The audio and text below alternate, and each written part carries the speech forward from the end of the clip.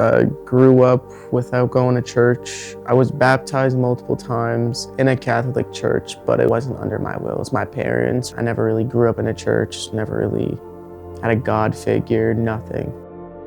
Didn't have the best childhood, I will say that. Before my mom passed, he was an addict that got to her. My dad, he's an alcoholic. They were both physical with each other as well, so I seen the fights. They both attacked me a few times as well because they were both under the influence heavily at that time. It was a very chaotic childhood though. I grew up in Catholicism. I didn't learn anything, but God was there the whole time, through my whole life. 2 years ago, I had some horrendous pain on the right side. So I went to the hospital and my mother showed up, and my mother does not go to hospitals. So I thought it was weird that she showed up.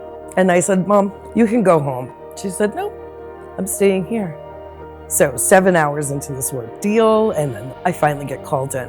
When I went to have my CT scan, I told her, "Mom, you can leave now." And so she decided to leave.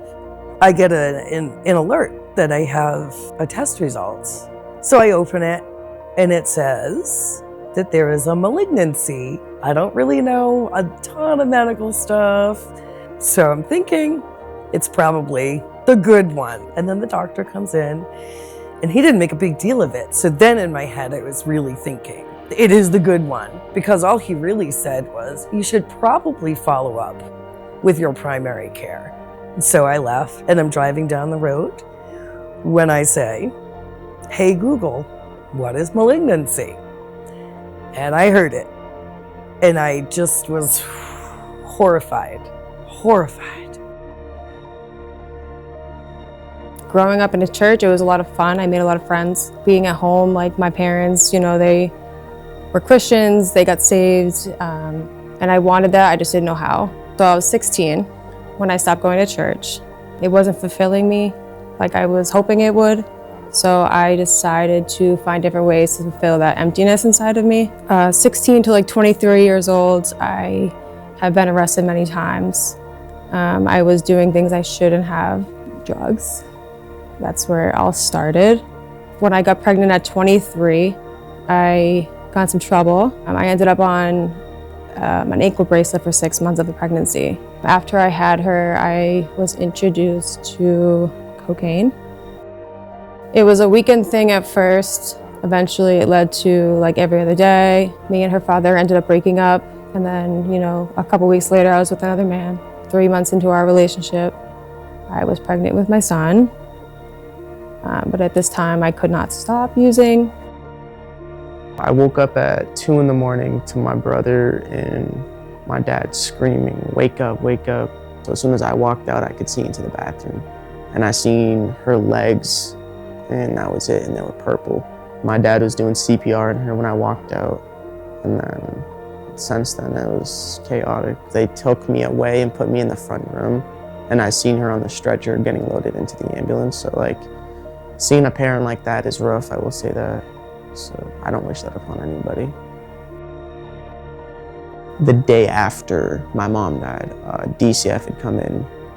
4 police officers held me and my dad at gunpoint and took me away. Then my aunt had adopted me. That turned physical in the end, so I had to move back in with my dad, and that's been a very, very toxic relationship. At the end of the week, if he didn't have money for booze or drugs, he would steal my money. So I did get an appointment within 2 weeks to a urologist. So when I got there, he came in and he looked at me and said, "You have cancer." It was clear cell renal cell carcinoma, which is a really aggressive form of all kidney cancers.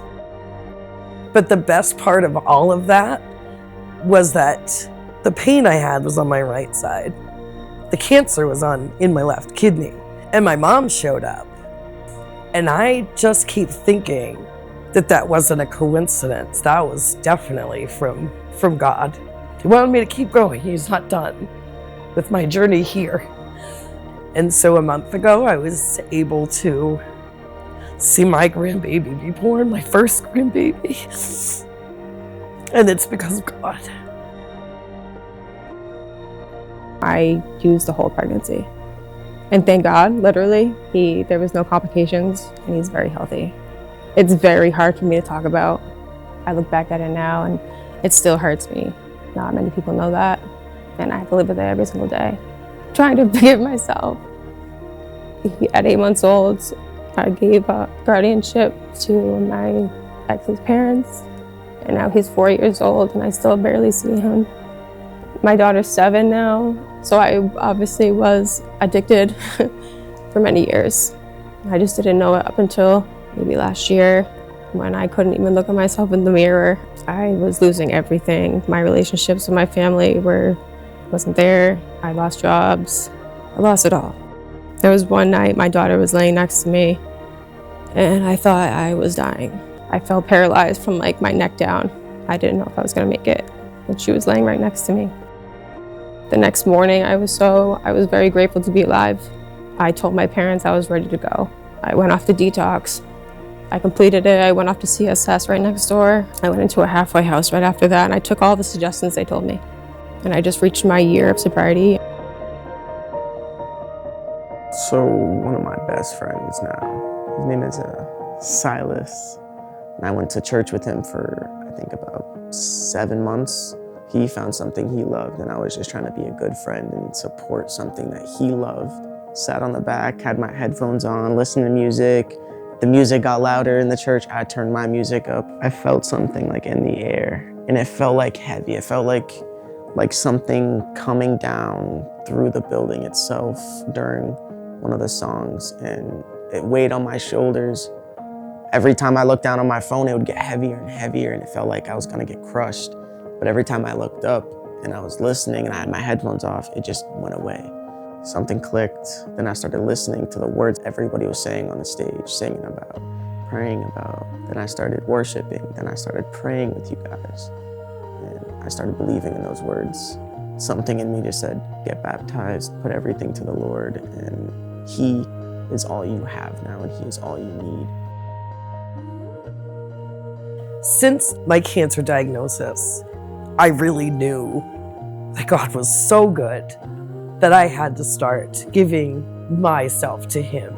So my daughter said to me, do you want to go to the women's retreat that we go to? And I said, yeah, because I had such a wonderful time at the ladies' retreat. I put it on Facebook. An old friend of mine, she texted me and she said, hey, I've been going to church. Well, I replied and I said, where do you go to church? And she said, Faith Church. And that following Sunday, I met her at church and I've been going ever since. So the last baptism at Faith Church, I cried a lot. And I said, oh, I have to do this. I'm ready. I'm ready to give all of me. What gets me fired up about Jesus is he served everybody. He sat with the common people, and the fact that he was tormented and beaten for me, for you, for everybody. There's no other story that could ever compare. My sister brought me into Faith Church. She'll be the one baptizing me, which is great. I've seen her, go through all of these things, and her life has transformed. She kept encouraging me, like, come to church. Like, I would try it out, and then next week I wouldn't be there. But I am committed to coming every single week. The baptism, I heard it a few times now, and I'm just like, yes. But I think I'm just like so shy, and just that leap of faith kind of thing is just hard for me. This time I was just like, okay, I've been thinking about it now for how long? What am I gonna keep waiting? Like, no, I'm gonna do it now because I'm ready.